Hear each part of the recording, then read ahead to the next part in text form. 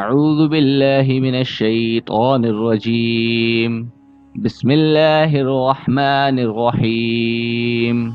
رمضان المبارک کے قریب آتے ہی سوشل میڈیا اور دیگر ذرائع ابلاغ کے ذریعے رسول اکرم صلی اللہ علیہ وسلم کی طرف منسوب یہ من گھڑت حدیث گردش کرنے لگتی ہے کہ جس نے سب سے پہلے کسی کو رمضان کی خبر دی تو اس پر جہنم کی آگ حرام ہو جاتی ہے۔ یاد رہے کہ احادیث میں ایسی کوئی حدیث مذکور نہیں، یہ لوگوں کی بنائی ہوئی من گھڑت بات ہے۔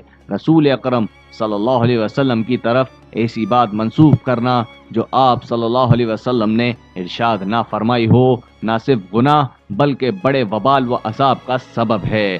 چنانچہ آپ صلی اللہ علیہ وسلم کا ارشاد گرامی ہے جس کا مفہوم ہے مجھ پر جھوٹ مت بولو، کیونکہ جو مجھ پر جھوٹ باندھے وہ دوزخ میں داخل ہوگا۔